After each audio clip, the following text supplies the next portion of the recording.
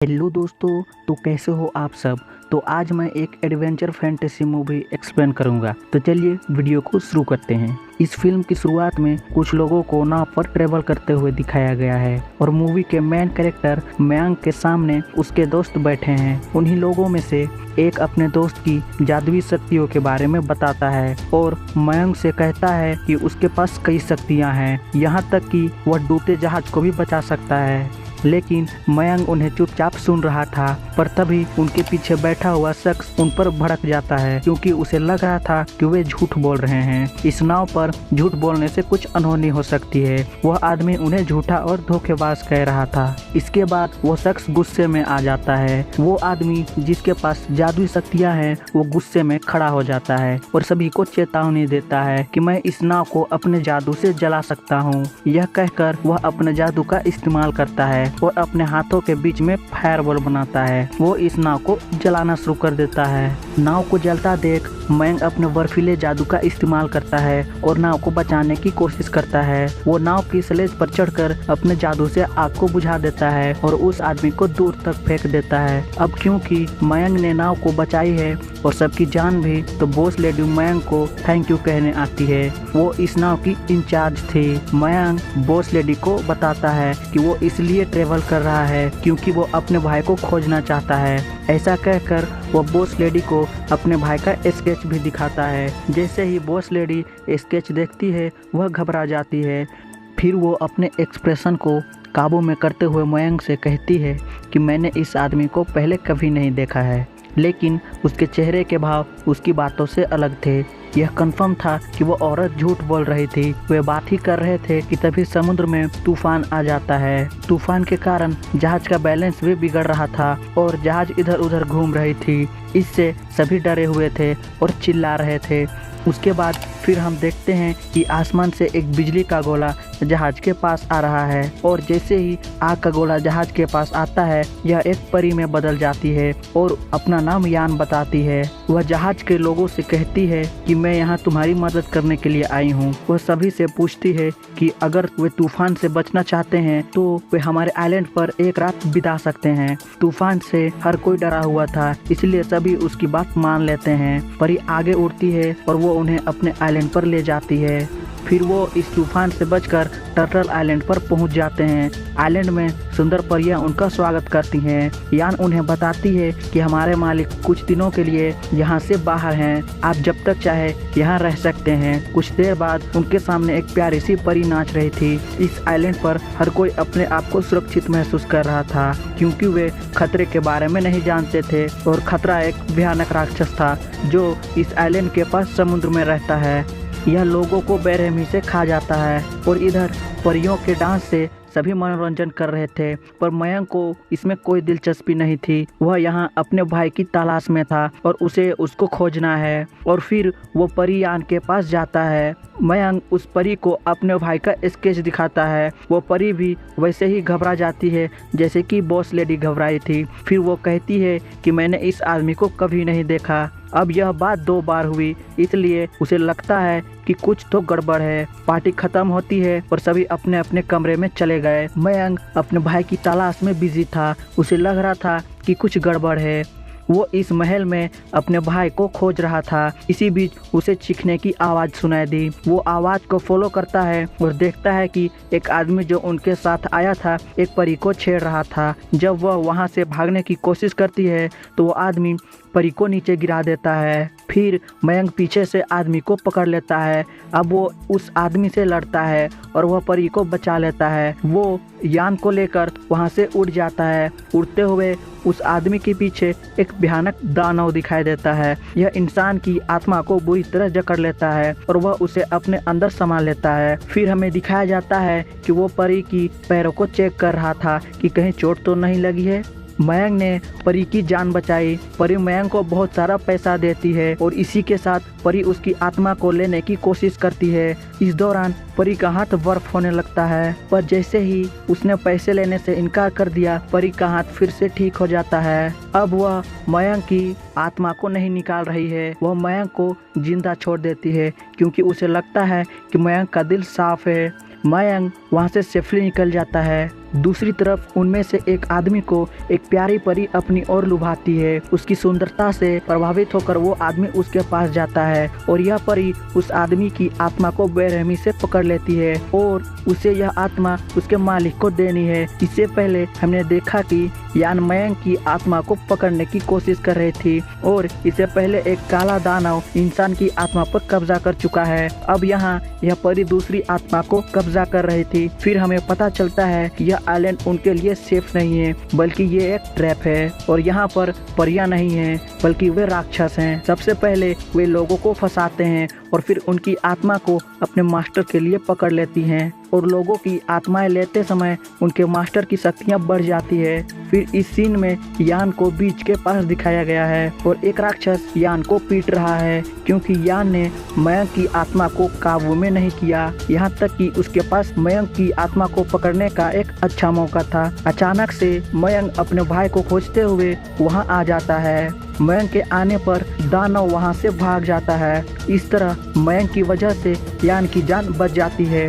राक्षस के हमले के कारण यान की शक्तियां कम हो जाती है, इसीलिए मयंक अपनी कुछ शक्तियां उसे देता है। अगली सुबह मयंक का दोस्त जल्दी में उसे जगाने के लिए आता है। वो उसे खुशखबरी देता है कि उसे मयंक का भाई मिल गया है। वो एक अजीब जगह पर जाते हैं और देखते हैं कि मयंक का भाई एक जादुई कवच में कैद है। जैसे ही मयंक अपने भाई को बचाने के लिए अंदर जाता है, जादुई कवच उसे अंदर नहीं जाने देता। मयंक अपनी जादुई शक्तियों का यूज करते हुए उस कवच को तोड़ देता है और वह अपने भाई को उस कैद से रिहा कर देता है। इस दौरान बॉस लेडी वहां पहुंच जाती है। वह बॉस लेडी पर गुस्सा था क्योंकि उसने मयंक से झूठ कहा था। वो बात कर रहे होते हैं कि तभी वहां पर सफेद बालों वाला एक आदमी आता है और वो कहता है कि उनकी नाव चोरी हो गई है।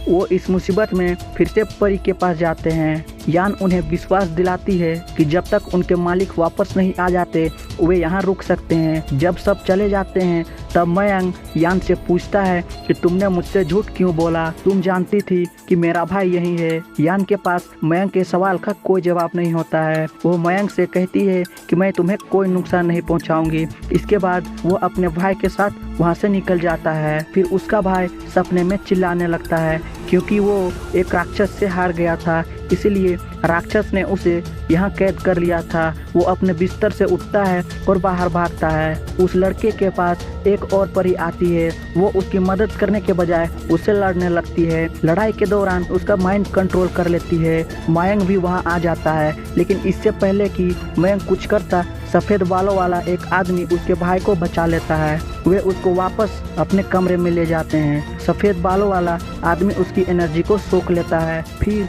बॉस लेडी को दूसरी तरफ दिखाया गया है। वो एक अजीब और भयानक गुफा के अंदर चली जाती है। उस औरत के सामने काला दानव प्रकट हो जाता है।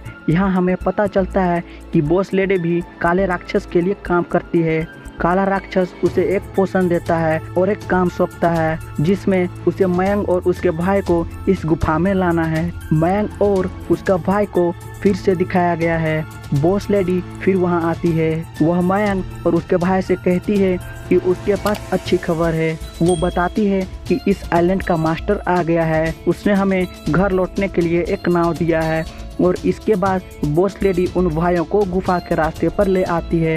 वो कहती है कि इस गुफा के दूसरी तरफ सभी आपका इंतजार कर रहे हैं। यहाँ पहुंचकर मयंक को लगता है कि कुछ गड़बड़ है। तभी मयंक के भाई की आंखें लाल हो जाती हैं।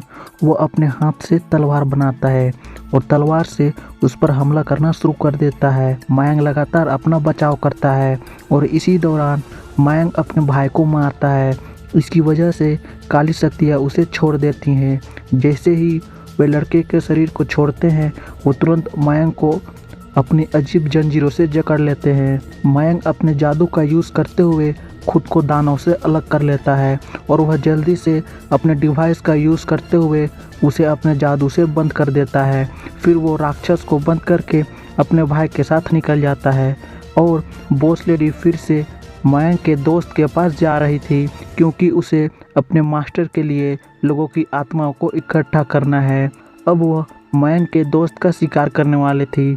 इससे पहले कि बॉस लेडी उसके दोस्त को नुकसान पहुंचाए, उस लड़के को यह पता चल जाता है कि बॉस लेडी उसे मारना चाहती है। वो बॉस लेडी से लड़ता है और बॉस लेडी उसे ख़त्म करने ही वाली थी, लेकिन तभी मयंक आ जाता है। मयंक के आने पर बॉस लेडी वहाँ से भाग जाती है और फिर मयंक बॉस लेडी के पीछे चला जाता है और फिर बॉस लेडी से फाइट करते हुए मयंक उसे नाव की स्लेज पर लटका देता है। बॉस लेडी के पास जो पोषण लिक्विड था वो लटकने से नीचे गिर जाता है। पोषण लिक्विड पानी में गिरते ही एक विशाल समुद्री कछुआ निकलता है। कछुआ पानी से बाहर आने के बाद बॉस लेडी को काट कर खा जाता है। कछुआ फिर मयंक की ओर बढ़ रहा था। मयंक पीछे चल रहा था। फिर मयंक को बचाने के लिए परी वहां आती है और मयंक को बचाने के बाद परी कछुए को खत्म करने की कोशिश करती है। यान ने अपनी आग की पट्टियों से समुद्री राक्षस पर जल्दी से हमला कर देती है। उसकी आग की पट्टियों को खाते हुए राक्षस उस पर हमला करता है और फिर यान उस राक्षस के मुंह में गिरने ही वाली होती है कि इधर मयंक राक्षस के मुंह के अंदर कूद जाता है। यान को वहां से हटाते समय वह पानी में गिर जाता है। जैसे ही मयंक समुद्र में गिरता है उसकी आत्मा उसके शरीर से अलग हो जाती है। वो एक बोलता हुआ पत्थर देखता है और उसमें वास्तव में इस आइलैंड के मास्टर की आत्मा थी। यह मयंक के सामने प्रकट होता है और बताता है कि उसका भाई इस मास्टर के साथ ब्लैक डेमन को ख़त्म करने की कोशिश कर रहा था और वो राक्षस अपनी शक्तियों को बढ़ाने के लिए लोगों की आत्माओं पर कब्जा कर लेता है। गुरु मयंक को बताते हैं कि इस काले राक्षस ने उस कछुए को कंट्रोल कर लिया है।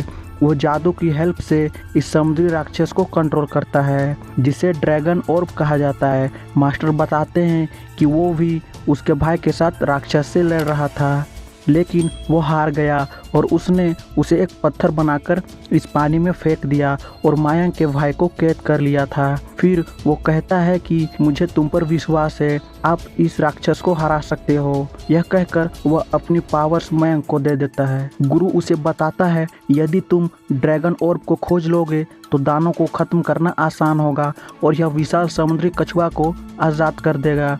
दूसरी तरफ यान को लग रहा था कि मयंक मर गया है।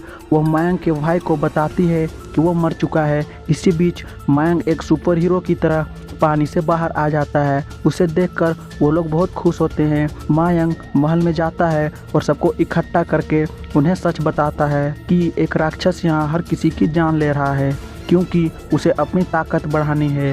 वो बताते हैं कि राक्षस को ख़त्म करने के लिए उन्हें ड्रैगन ऑर्ब की ज़रूरत है। फिर यान कहती है कि हमने यहाँ कभी भी ड्रैगन ऑर्ब को नहीं देखा है। उनके पास समुद्री कछुआ से लड़ने के अलावा कोई चारा नहीं है क्योंकि राक्षस तक पहुँचने का एकमात्र रास्ता समुद्री कछुआ था। समुद्री राक्षस से लड़ने के लिए मयंक एक टीम बनाकर समुद्र के किनारे पर पहुँच जाता है।